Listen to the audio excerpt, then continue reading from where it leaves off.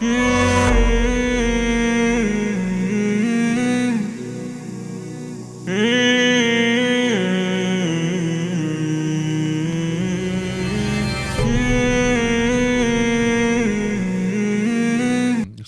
guys. Today we had a very beneficial conversation regarding to our main topic of this season, which is about culture and religion, balancing that whole spectrum out. And there's a lot that's revolved around preserving your identity. We could have went on for days about this discussion, man, because identity is so unique. You know, there's not just one. There's thousands of aspects to your identity. So we try to break this down the best way possible. Right. A lot of subtopics that came up into this conversation that all tie into the main thing about preserving your identity. And I feel like all listeners will really benefit from this conversation. It's a good talk. We wrapped it up in about 40 minutes. Well, hopefully you enjoy, and thank you for tuning in with us. Thank you for joining. Assalamu alaikum. Assalamu alaikum, guys. Welcome to the third episode of our podcast. Today's topic is going to be maintaining your identity as a Muslim. So I think we can all agree that we identify as American Muslims, right? Yes, absolutely. I feel like there's a very big contradiction people feel like between the word American and Muslim. And I feel like a lot of people see the two words as being incompatible, right? Yeah. So how do you feel about that? I mean, one thing is when someone says American, I never liked how people think American means some type of ideology. All American means is just that you live in this land. That's it. You know what I mean? Yeah. So yeah, there's no contradiction. If you're an American Muslim, you are a Muslim that lives in America, and it's just that simple. Nothing complex behind it. Mm-hmm. Well, I mean, at the same time too, like I feel like this is what causes like that little breach between that identity of American and Muslim, because we live in a country where, like I mentioned before, we're looked at as the bad guys. You know what I mean? So it always comes into that conflict of, can American and Muslim be like in the same sentence together? Or can people identify as both? You know what I mean? So that's where I feel like that little gap arises from. And we should all agree too that Islam definitely encourages us to maintain, like to have a Muslim identity. You know what I mean? Correct. There's plenty of examples throughout the Sunnah. I mean, I'll name like one right now. But for example, when the Prophet ﷺ wanted to pray, he prayed with shoes on. And why did he do it? Because he wanted to be different from the Jews. You know, that's one example. And there's countless examples, you know.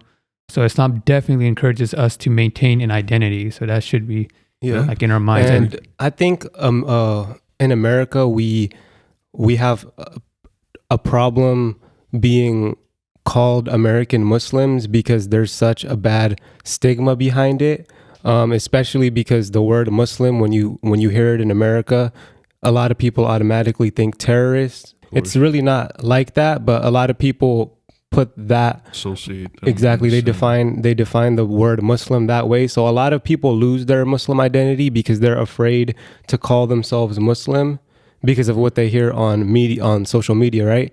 And that has a lot to do with them not going out of their way to really understand what it means to be Muslim. Right. Do you think we have like some blame in that, in the sense that we should have been more educated enough to like refute this idea? Say someone comes to us and says, "Oh, Muslims are terrorists." We as Muslims, even like from a young age, should have had enough knowledge to say, well, not necessarily, you know. Well, that's a good point that you bring up, because we can then highlight like a lot of like hypocritical like elements of like even America itself, you know what I mean? Well, yeah, obviously, but when we get into that political, once you take that political turn, that's where things can get really ugly in a lot of situations. But at the same time, look at the schools we've been to; they don't really teach that. What do you call it? Even in the text of the Muslim text, it's like a little brief portion they talk about, you know what I mean, in history or something like that. You know what I mean? It's not as much like detailed as it would be with Christianity, Jesus, and things like that. Because we live in a country where majority of the population is Christian. Yeah, and you know what? We're minority. You know what? The sad thing is too, historically, Muslims have been in America since almost its like founding. You know, slaves. How many slaves were Muslim? So many. You know, there's plenty. Yeah. From those Africans that were taken to that were brought towards the slave trade, there were a good amount of them were Muslim. Like there's books on it too. And there's so many stories too of how they used to like pray and stuff, and then they used to like force Right. Like slave owners used to like force them out of it and all that. Yes. And some of them didn't budge and ended up dying because of it, you know? Right. Holding on to their identity. Yeah. Yep. So so it's kind of like if you don't call yourself an American Muslim, or you're not proud to be called an American Muslim, it's kind of like you're disregarding the history that that Muslim slaves fought for, even here in America, years and years and years ago. Yeah. You know what I mean? I mean, they lost their lives in that battle. And, then we got, in modern time, we're afraid to speak out, we're afraid to tell people we're Muslim, you know what I mean?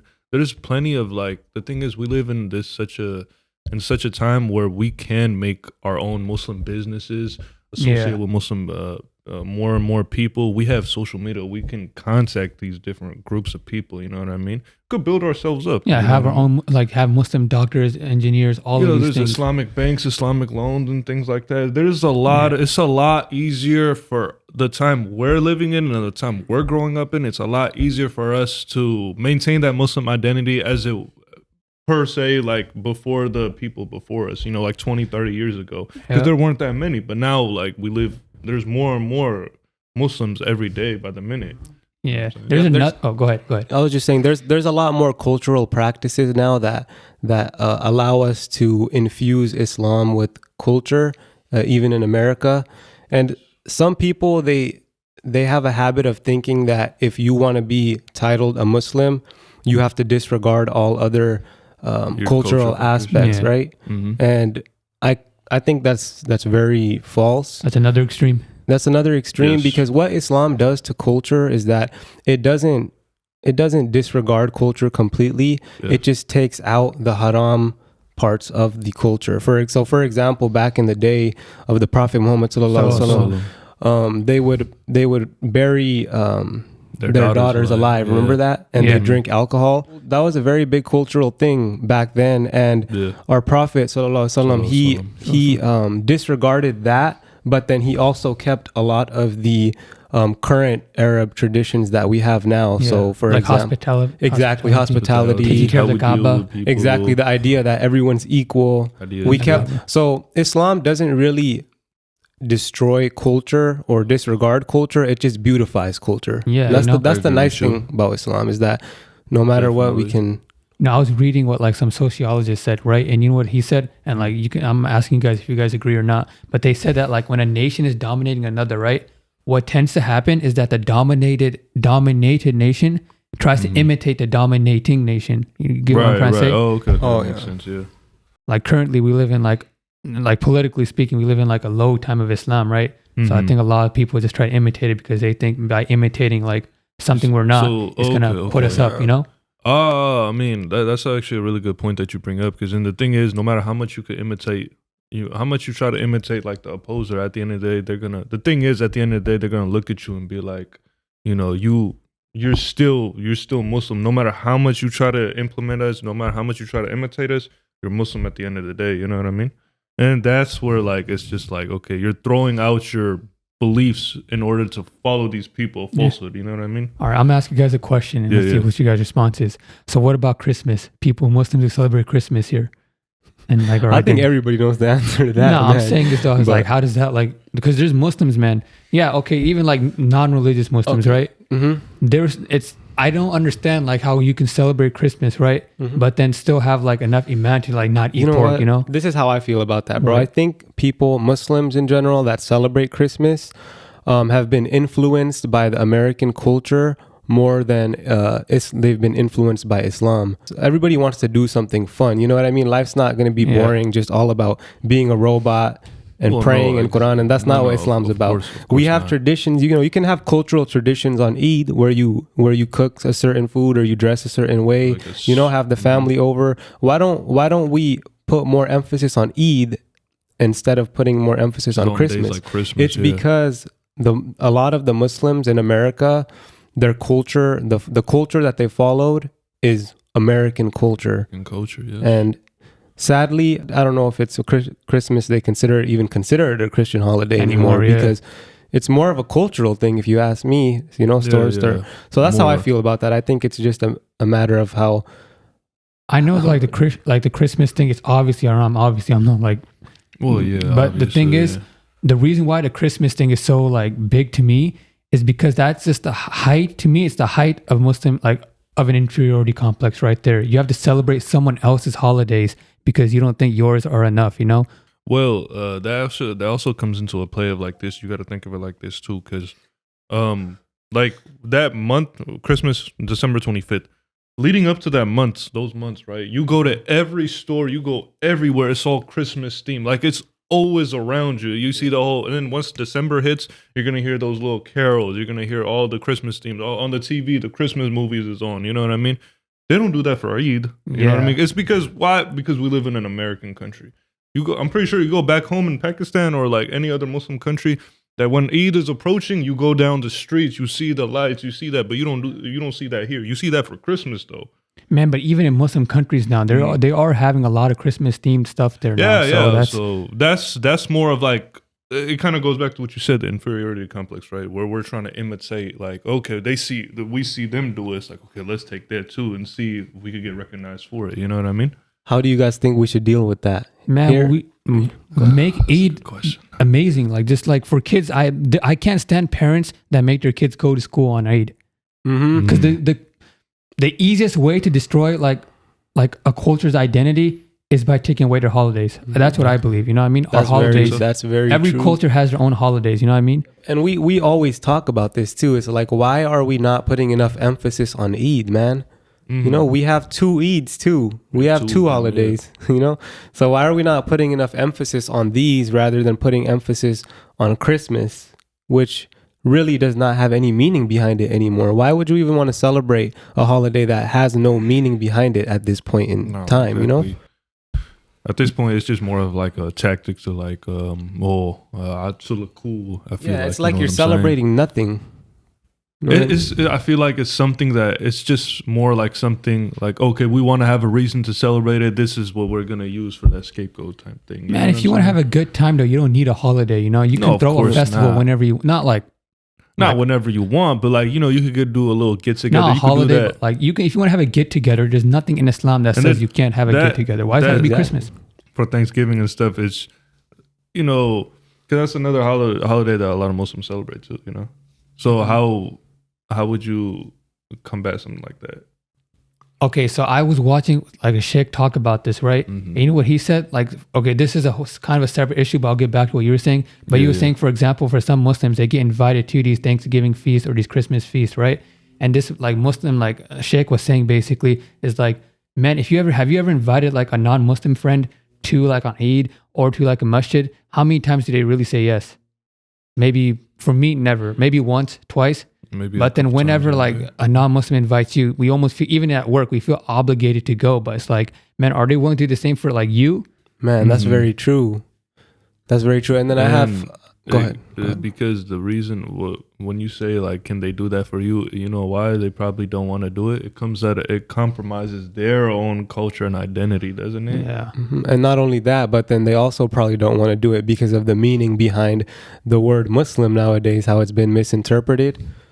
A lot of people, they don't want anything to do with Islam until they see it for themselves, right? Yeah. And because it's easy to tell somebody you're Muslim, right? But they're not really going to know what a Muslim is unless you show them what a Muslim is. Absolutely, yeah. So that's by following our Prophet, peace be upon him, the way his characteristics, right? It's how much more beautiful would it be to show somebody that you're Muslim rather than just tell them? Telling them is not going to give them any information, right? Well, how about if you give to them, you know, you help people, you treat everyone equally. That's really what's going to make people become influenced by Islam. And they see how like firm you're on it. You know what I mean? Like say if someone's saying like, oh, let's go out. You're like, nah, I got to pray first. And if you stand for something, no matter who it is, even if they hate you, I have the feeling that they'll still like respect you. You know what I mean? They'll be like, this guy has principles. You know why? You know why that is? It's because people don't have anything to grip onto like Muslims do, right? Yeah. We're very firm on our religion. People don't have that. They don't have anything to really prioritize. Like we have religion to prioritize, and we're very firm on what we believe. Absolutely. Right? Salah, exactly. So we have to prioritize Quran. We have to prioritize Salah, fasting, all of this, man. Because these things that we do: fast Ramadan, fasting for 40 days, doing zakat, praying 5 times a day. That makes us different than the non-Muslims. You know what I mean? So, and then that's why like now we have to say, so that's why steadfastness is so important, because we have to stay on that. We have to stick to that, because that's what we got that makes us different than the non-Muslims. Exactly. And that is our ID. That's our identity. Americans that don't have Islam to follow, they really don't have an ID. Let's be honest. They have no principles. They have nothing to live for. What do you have to live for if you don't have Islam? Mm-hmm. Because when Islam, we have that framework, that structure of like what our boundaries are, what we can do, things like that. But like you talk to the non-Muslims, you try to ask them, what's your framework? What's your boundaries? Yeah. They could tell you a couple things or two that more subjugates to morality. Yes, but that's everyone shares, Yeah, and then again, what are they basing that morality off of? Because we have something to base our morality off of. Right. What does an atheist have to base his morality off of? Scientology, things like that. You know what I mean? So pretty much nothing. Pretty much nothing. Just subjective. Like, you know what I mean? No, like it's just more like, the thing is, we have that framework. That's why, like, you can't compromise emotion with logic. You know what I mean? You can't feel that, certain thing. No, logic is like, it's there. That's the framework. You know what I mean? You can't get those two mixed up. Our deen is logical, you know what I mean? That has that framework right then and there. We don't go based off feelings, you know what I mean? And it's just funny to me how people run away to look for an identity somewhere else when you have the real identity here that you're always looking for, right? Yeah, you know what the thing about Islam is that Islam provides for identity, it provides everything. It provides clothing in a way. Man, even food, even vocabulary. One thing I've noticed, like this is for me personally too, is that when I'm with my Muslim friends and there's like non-Muslims around, man, unfortunately, I don't use enough Islamic vocabulary. Like I don't go up to my friends and just say salam alaikum as much as I should. I never liked how I come up to people, right? And I say, what's up? What's good? Nah, I come up, I should say salam alaikum. And like when they like sneeze or something, I shouldn't say, oh, bless you. Nah. He says, alhamdulillah. I say, yarhamukallah. You know what I mean? See, Islam, in a sense, it beautifies your characteristics. Yeah. It's nice to have something that you can kind of base even your characteristics off of, the way you dress. But then another thing is that Islam was able to kind of mix with a bunch of cultures. For example, if you go to China right now, you're going to see masjids that have Chinese architecture, but they're still masjids. Yeah, that's so cool. For somebody to say that Islam completely takes away from culture and that everything's uniform and that everybody's uniform, it's not true. That's not true. Not true. Because look at the food. If you go to a different country, they have different food, right? Yeah. It's not like Islam's affecting what you're going to eat aside from pork, obviously. And That is just basically another tactic to break the Muslim nations apart. You know what I mean? Through race. That's the quickest way to do it. You know what Islam, I mean? in a way, too, like in the Quran, what does it say? We've created you in different nations. So what? You get to know each other. How can you know each other if you're all the same, Right, exactly. The thing is, as you mentioned, like you go to China, they have Chinese architecture. That's the beauty of Islam. Islam is one religion that's not going to change, but the people implement their culture into it through architecture, through their food, right? Yeah. So everywhere you go is going to be different depending on what country you're in or what culture you're in, but that doesn't make Islam different. Mm-hmm. Exactly. That doesn't take away from the values of how we're supposed to treat each other in Islam, how we conduct each other, how we carry ourselves, most importantly. It doesn't change the values. So I think that's very, very beautiful. It's like all these cultural practices that we have around the whole entire world, they're somehow able to mix with Islam and still function, right? Mm-hmm. Which is crazy. A whole religion, around the entire world, every single country has their own style of architecture, their own way of doing things, but Islam is still able to tie in with every single one of those cultures. Islam's for mankind, that's why. It wasn't restricted to just like one nation. No, it's for all of mankind. It's all for mankind. And that's why it spread. A lot of people think Islam spread by the sword, mostly. It did not spread by the sword. It's mostly spread by the beauty, its own beauty, Mm-hmm. People were influenced by Islam in a positive way. And they reverted to Islam. So Yeah. Those kind of things though, like, are people with patience that, you know what I mean? Because then the thing is, you can show the beauty of Islam to so many people, but the people that are going to take in the beauty are the people that are going to genuinely want to see that beauty. Because then there's going to be in those some cases where no matter how much you portray, you know, the Islamic values and stuff, they just don't want to see beyond that. Why? Because of their bias, you know? Yeah, that's very true. I think it starts with us first, though. You know what I mean? Like how we were speaking about holidays, we need to take it upon ourselves to make Eid like special for the kids, so that they won't even like care about like Christmas or like these other ones. You know what I mean? I know parents that like made their kids go to school during Eid, you know, and that's a calamity in my opinion. You know, right? Yeah. Imagine going to the masjid, then going to like school right after on like. Whereas you know, whereas you know, Christmas is a national holiday, like, and the schools are off too. And I was just gonna say that why are they getting Christmas off, and then if they are getting Christmas off, at least give them both Eids off, right? Off, yeah. Yeah, I agree. And the thing is, like, I feel like personally, like, I'm gonna be very transparent, like, especially during elementary and middle school years, like, even when Eid did occur during a school day, honestly, I would feel very hesitant to take the day off because I didn't want to miss something like that, you know what I mean? And the thing is, I didn't want my teachers to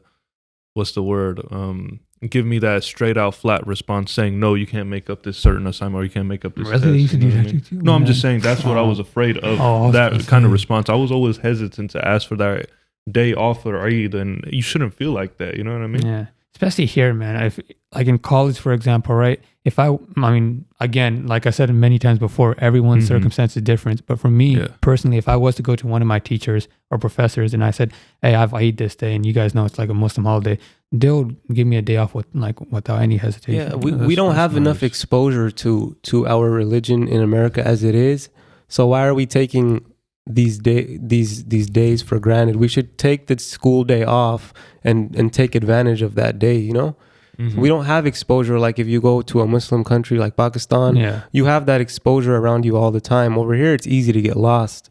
You don't have that exposure. So you have to go out of your way to make sure that you can make it work and take those holidays off, take that time off, spend it with your family, spend it with your kids, because make sure they have fun. The society we live in is so like, you know, not that it's a bad thing, goal driven. We often forget the important aspects, like, you know, sometimes we're so busy with work, we get caught up with all that stuff, and we forget we pray. We miss one prayer, leads to missing another prayer, you know what I mean? And these are things that are building blocks of our identity, most importantly, you know what I mean? And you did mention that we're goal driven, which is a great thing, but then a lot of that gets mixed up with materialism as well. And that plays an important part in identity, because a lot of people nowadays, they don't have identity. They're more materialistic, right? Their identity is what they wear on their wrist, what they wear on their how much their outfit is worth. Exactly. Their outfit is worth. How much could they stack on? How much money could they show off to people, and then make them think that, yeah, I'm a valuable person.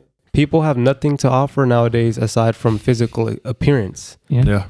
You know, if you don't have a foundation of Islam, you're gonna have nothing else to offer aside from your physical appearance, and that's pretty much it. Man, without Islam, like in Islam, our value is based on our deeds. The more good deeds you do, the more like better of a person you are. Whereas if you don't have that and you're like a materialistic person, okay, now you as a person are gonna be measured by how many women you have, how much wealth you have, how much influence you have, this stuff, you know?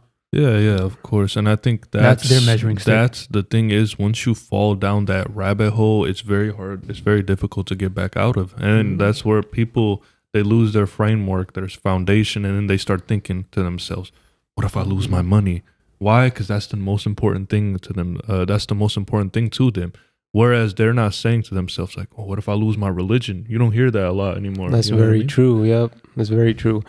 We're so centered around like, oh, what if I lose my wealth? What if I lose this? What if I lose this asset? You know what I mean? Yeah, because you feel like you're less of a human now, you know? That's a horrible feeling. What the world is portraying. The thing is, that's what the world is saying to all of us growing up, that, yeah, these are the things that make you valuable. That's why morality is losing its value now. You know what I mean? You don't really see morality like that. And that's exactly how the dunya fools you too. Exactly. Because you fall into those bad habits. And it's very easy to get fooled by the dunya nowadays, because everything that's on social media and everything that's being shown has nothing to do with morals. It has nothing to do with characteristics, but it has everything to do with materialism, cars, clothes, money, fashion. That's it. And people have kind of made their identity into that and nothing else. Of course. It's okay to want those things right? And then work for those things. Nothing wrong with that. If you want a nice car, go ahead, work for it. You know what I mean? As simple as that. But don't lose yourself and your identity in that process trying to get that car and then think that just because you get that car is going to be a stable of happiness. Yeah, don't make it who you are, Don't make it who you are, most importantly. Yeah, you got to keep that balance, because once you lose, and if you ever lose all of your materialistic items that you care so much about, you're not going to have anything to look, to kind of lean on, to bounce back off of. Of course and not. Some people get it. Some people get all the materialistic stuff and then they're empty, So now it's like a double-edged sword, If you don't get it, you're going to feel depressed. And even if you do get it, you might still feel depressed, It's like that feeling of shallowness feeling, emptiness, emptiness.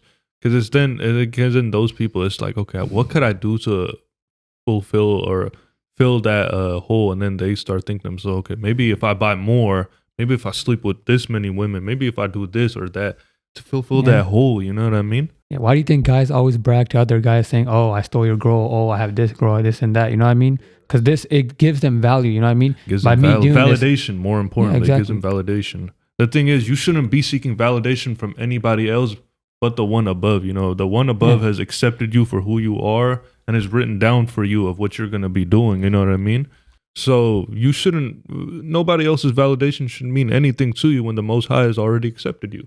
Yeah, I mean, again, it just goes to like, what's your like measuring stick? You know what I mean? Now, if you try to seek that validation and approval from the worldly people, then you are gonna be in that marathon race forever, pretty much. You know what I mean?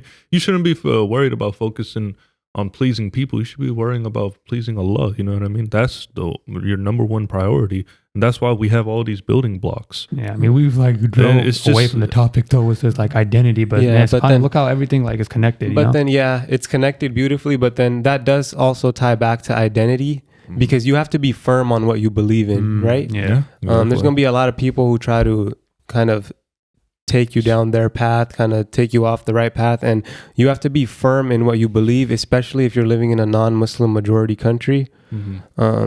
And I think that firmness is going to be able to give you a very good foundation of your identity to build off of. If you're not firm and you're kind of easygoing with everybody, you're easily peer pressured, it's going to affect your identity.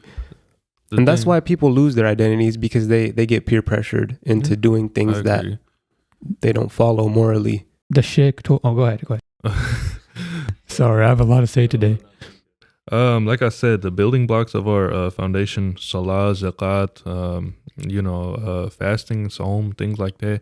These are things that make us different than the non-Muslims. You know what I mean? Now, if you abandon these practices, then you're going to be chasing for their validation forever. Yeah. You know what I mean? What was you going to say? The sheikh told me too, like with like firmness, right? And like sticking through with your religion. Mm-hmm. He says that in the beginning, it's tough. You know what I mean? Like you say no for the first time, but man, when you do it the first time, it gets easier to do it the second and third, time, but the more you delay it's like a chain effect, right? Yeah. It's all about you taking initiation. And then once you're able to take that initiation, it gets easier from there pretty much. Yeah, the thing is, you got to take initiative. You got to put your foot down for your religion and your identity, because this is who you are. You know what I mean? Like, you got people out here that are saying, in general, like they could say the most, they could have the most, different ideology than all of us. But guess what? They're going to be firm on it. They're going to look at you and be like, this is who I am, accept me. Man, do you remember? We need to do that. Do you remember the khutbah like way back when like Sheikh Fahmy was like, I was talking about the Amish, right? Mm. And this group of Amish people are basically people who've like, they say like technology is evil and like society is becoming immoral. So they went away, formed their own community, right? And when people like make fun of them saying you guys are this and that, Sheikh Fahmy was saying like with a big smile on their face, they just don't care. You know what I mean? That kind of stems, look, like we live in such a, we have it easy too, because like in a sense we can build Muslim businesses. We're building more mosques. There's more halal spots to eat at. You know what I mean? Supporting these Muslim businesses. You know, we got options now. It's not like before where we were tied down to like maybe one. Because, you know, back in California, like what, 30, 40 years ago, how many masjids do you think there were? There weren't that many. You know there weren't. It was not easy being Muslim during that time. You know what I mean? But now there's a masjid right behind my house. You know what I mean? There's like 5, 6 in Stockton, right? Yeah, there's a couple in our own city. I got one 2 minutes away. You got one 5 minutes away. You got one right behind your house. Right behind my house. It's literally like you said. It's all about taking initiative because it's right there. You know, and the community's right there, and we have the internet too for information. We have the internet. Too. You know, it's like people are stuck on their phones nowadays, wondering why they can't. Why they have so much confusion figuring out who they are when there's a masjid right around the block. You go to the masjid, you'll find out who you are. You know, the Quran is right there. You know, we have Qurans in our house, but like more than often not, you see anybody really reading it, taking the time out of their day. It starts with that your own habits. Take 10 minutes out of the day, look at what you're reading over, read 10 pages, and then that'll contribute to more. You know. Not even the Quran. We mentioned that the masjid's a block away. The Quran is on your shelf, but the phone's in your hand. You know, you go on Google and you look it up. It's like that's the ultimate source of information. People from 50 years ago, they didn't have that. So what's your excuse? You know, if you don't have a masjid by you, you don't have a Quran by you. I know you have a phone by you because that's what's influencing your identity in the first place. Right. So why don't you use that phone to influence your identity in a good way, in a meaningful way? Use it positively. Yeah, and use it meaningfully, right? For me personally, one thing that helps like me gain an even higher sense of pride in Islam is like looking at stories of reverts. You know what I mean? That will make you gain like a lot of pride in Islam. You know what I mean? That helps a lot. So if you're struggling or you feel like inferior, go look at what like reverts have to say. You know, look at all the stuff they had to deal with. You know, because they grew up in an environment where, you know, Islam was not even in the picture. Now you got that one person who broke the chain and becomes Muslim, and how much backlash they're going to face in their own community, in their own household. But they lived that culture that you want to live so bad, but they're saying right in front of your face, like, nah, man, this ain't it. They didn't let any of that define them. They didn't let materialism define them. They're proud of calling themselves Muslim without having to worry about the idea that materialism is more important, right? That materialism defines because, them. Alhamdulillah, man, we were born Muslim. Yes. Like, imagine if we weren't. So if you're a revert and you're not born Muslim and you're exposed to everything, and kind of nowadays people portray materialism as identity, you know what I mean? It's who you are, right? This car is going to make you who you are. They were exposed to that. So to be able to, like you said, climb out of that rabbit hole and follow Islam, man, it's hard, dude.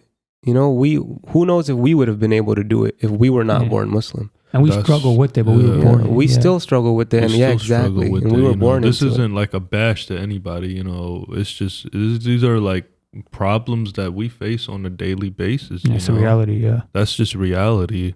But the thing is, we have to do our part and remind ourselves that this world is just an illusion. You know what I mean?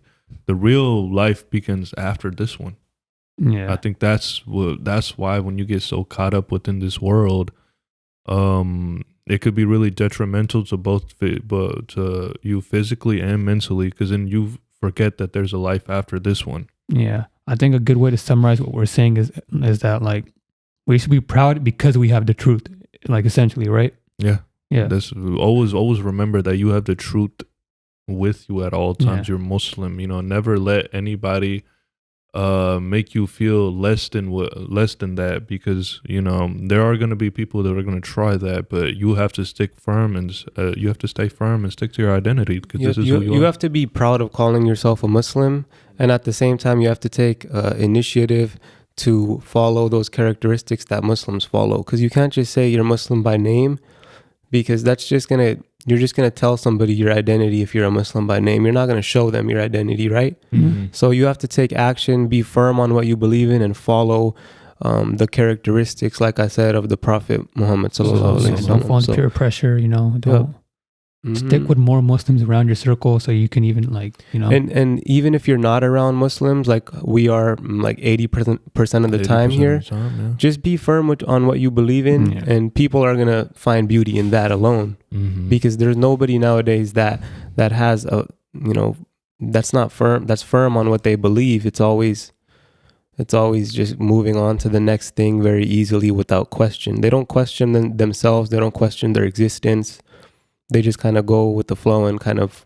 It's just like we're here, like, you know, let me live this life. Yep, life is short, you know. Life is short, and let me enjoy it, you know, let me work this job, let me go here, let me, you know, live for worldly possessions, then I die. There's nothing Pay more bills to till that. you die, basically. Pay bills till you die. It's a meaningless life, man.